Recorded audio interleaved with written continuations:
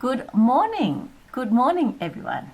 So, welcome back to my channel. Today, we are going to talk about TikTok and how it pushes your content out to your viewers. Oh, hi, my name is Bic Walker, and my aim is to help makers and creators turn their hobby into a business. And we are talking a lot about social media at the moment because we are in isolation. Things are really quiet, and I thought, why don't we use this time to learn a new platform to work on our online presence? I've been on TikTok for 2 weeks now. No, I'm not going to say to you that I've blown up and, here is how to get to TikTok from 0 to 100,000 followers in a week or anything like that. No, I'm keeping it real. I haven't gone viral, and it's a lot of hard work. If I had gone on it 6 months ago, maybe it would be a different story, and maybe I left it a little bit too late, but there's still some time. I still think that TikTok is the fastest growing platform at the moment. It's faster than Facebook and Instagram put together. My aim, or my TikTok account, is to do with my business, my small business. And I've chosen my art as a niche, especially my watercolor art as a niche, to go on TikTok. I'm in Melbourne. I am a middle-aged woman, and I'm not a teenager in a crop top doing all those dances. So I'm not going to go viral. But I do want to explore the difference between being on TikTok, promoting my business, and being on Instagram. Now, TikTok is the most downloaded platform. It is a $75 billion platform, and the algorithm of TikTok is so different to Instagram. When you start on Instagram or Facebook, you are starting with a close group of friends and families that you're friends with. But with TikTok, it's so completely different. You are starting with strangers that are in your geographic zone and also in your interests area. So TikTok is like a little puppy, a little new puppy that you need to train. You need to train it to let it know what you're interested in, and then it will show you more of what you're interested in.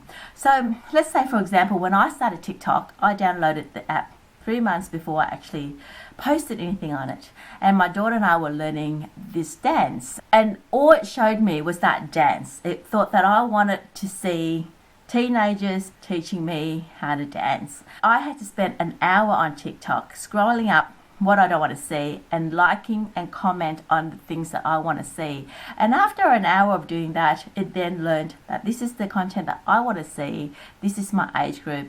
And so therefore it showed me more of that content. And I've just found out something new. I've watched something on YouTube. It is from a group called Pro Church, but they were talking about some insights in TikTok that I'd like to share with you.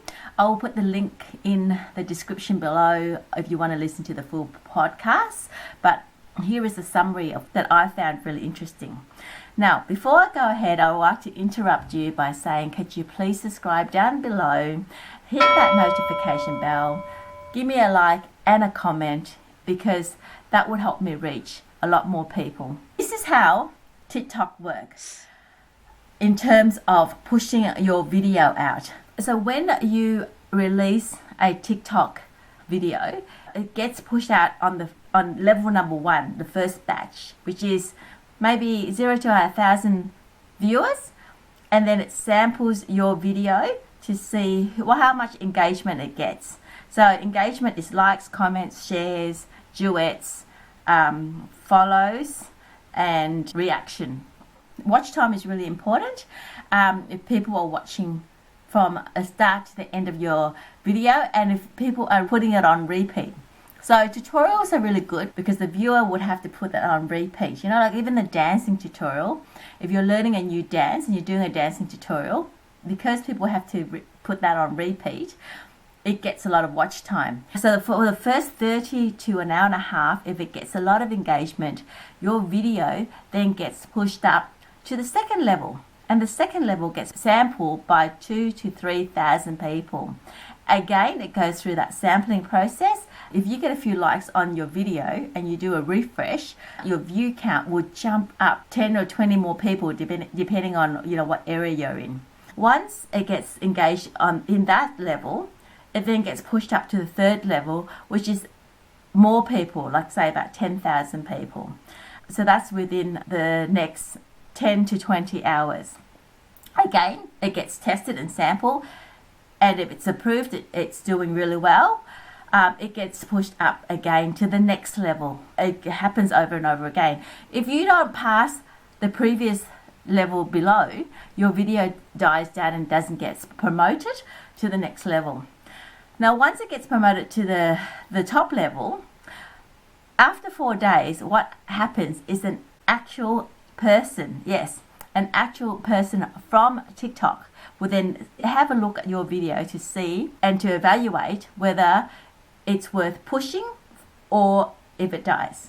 So your video either expires or it gets super viral, and then it gets pushed out to the world to billions of viewers. And that's how the TikTok algorithm works. On top of all of that, your account, your profile, has also got an authorization grade, I think it's called. So your profile on its own is also graded in terms of how high profile your account is. The first 5 videos that you produce, make sure that that's in your niche. And this is for a business, like personal account, I don't know, but for a business, make sure that you're in your special niche. So for example, I'm an artist and I decided that my TikTok account was to do my art, my watercolor art. So my first 5 videos needs to be in that content, and so that TikTok can then decide my grading. You'll find that your first few videos gets a lot of views. I'm not talking about millions because, as I said before, I'm not a young crop top teenager. For a middle-aged Melbourne, Australia small business, having a lot of views, especially when you're first starting, is, for me, 500 to 1,000 views. And that's a lot compared to the views that I get on Instagram. So yes, the first 2 videos, TikTok pushes my content out and I got a lot of views. And then the third video, I posted it and then I had a spelling error or something. I mean, I'm dyslexic, so I'm always getting spelling errors and grammar mistakes. So then I deleted that video, and that really affected my next few videos. There's something called shadow ban, and I'm not quite sure about that, but I'll talk about that once I do a bit more research. But because deleting your videos, it goes against the rule of TikTok, so it punishes you by not pushing your video out. After your video dies, for example, let's say it gets up to 1,000 views and then it just stagnates and it doesn't go any further, don't worry, because in a couple of weeks, apparently your video can gets resurrected and gets pushed out again and goes through the whole grading period again, so that you can have a second chance of going viral. So that's the other reason why you shouldn't delete your videos. Followers, we're used to getting, wanting to get that number of followers just for vanity's sake. How many followers you've got on Instagram, how many followers you've got on YouTube or Facebook. It's a vanity number, and it doesn't matter too much on TikTok, because what matters, as I said before, is watch time and engagement. You could have a look at a video and it could have 10,000 views and you probably only have 100 followers. That doesn't matter. The followers doesn't mean how successful your account is. It is whether your account gets pushed onto the suggested page, which is called the For You page, by the way. The aim of TikTok is to get onto that For You page. Anyway, for now, I will just entertain you with my dancing. See you later.